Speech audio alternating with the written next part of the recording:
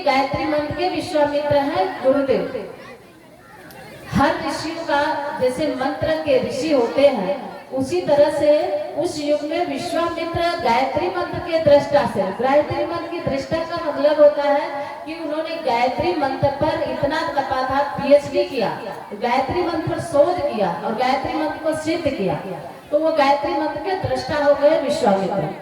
ठीक उसी प्रकार से कलयुग में अखिल विश्व गायत्री परिवार के संस्थापक पंडित श्री राम शर्मा आचार्य हमारे परम पूज्य गुरुदेव, जिन्होंने गायत्री मंत्र पर 24 वर्ष तक तपा, गायत्री मंत्र को 24 वर्ष तक मात्र फेंकने वाली चीज को खाया, जौ की रोटी छाछ। जौ की रोटी कौन सी?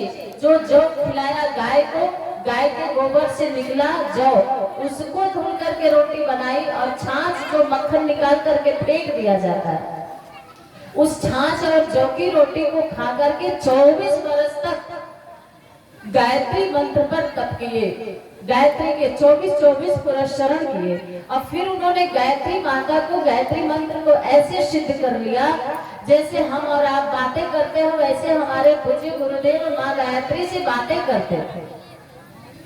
इसे कहते हैं गायत्री मंत्र के दृष्टा, इसे कहते हैं गायत्री मंत्र को सिद्ध करने वाला साधक। इस धरा धाम पर इस कलयुग में सिवाय गुरुदेव के कोई नहीं पैदा हुआ मेरे भाइयों बहनों। तो आप किसी भी गुरु से दीक्षा लिए होंगे लेकिन गुरुदेव से नहीं लिए हैं, तो आप यहाँ दीक्षा ले सकते हैं।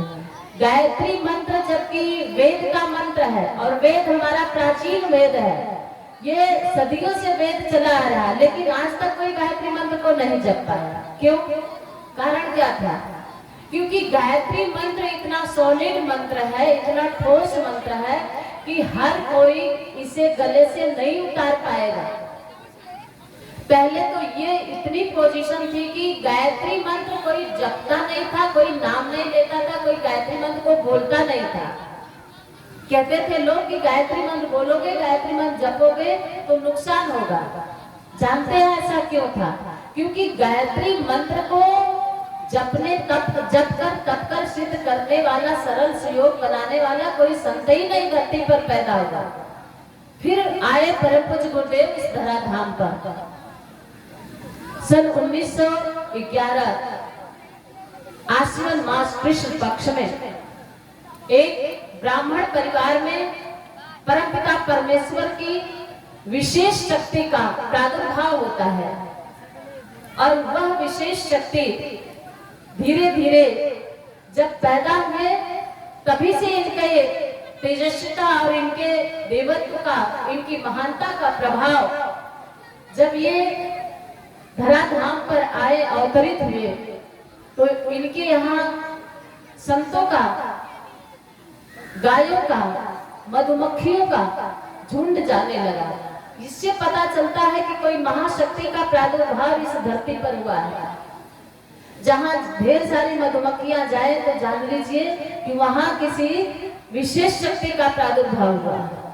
गायों का झुंड बार बार, संतों का हिमालय से आना बार बार, तो धीरे धीरे ये तेजस्वी बालक बढ़ते बढ़ते जब 10 साल की आयु हुई तो पंडित मदन मोहन मालवीय से इनका दीक्षा संस्कार, इनका गुरु यज्ञोपवीत संस्कार हुआ और 15 साल की उम्र में इन्होंने अखंड दीपक जला करके, घी का अखंड दीपक जलाया 1926 में, और साधना की स्थली पर बैठे थे और 15 साल की उम्र में छोटे से बालक को उसी समय भगवान का साक्षात्कार हो जाता है।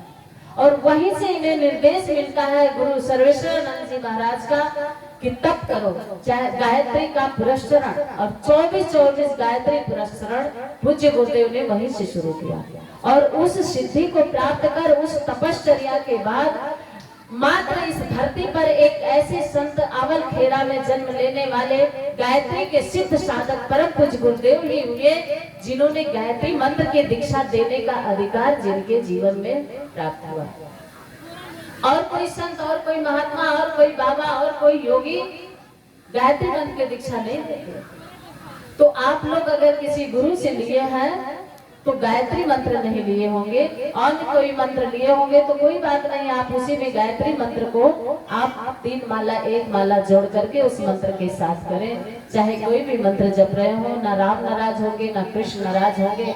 राम का मंत्र आया तो रामाय नमः त्रेता युग में, कृष्ण आए तो द्वापर युग में। लेकिन त्रेता और द्वापर युग से, सतयुग से पहले भी अगर कोई शक्ति थी तो वो गायत्री मंत्र की शक्ति थी। तो गायत्री मंत्र सनातन सार्वभौम मंत्र है, सबके लिए सर्वसुलभ कर दिया पूज्य गुरुदेव ने। तो आइए, जिनके मन में कोई भ्रम हो, कोई संशय हो, तो वो उसको बता सकते हैं यहाँ।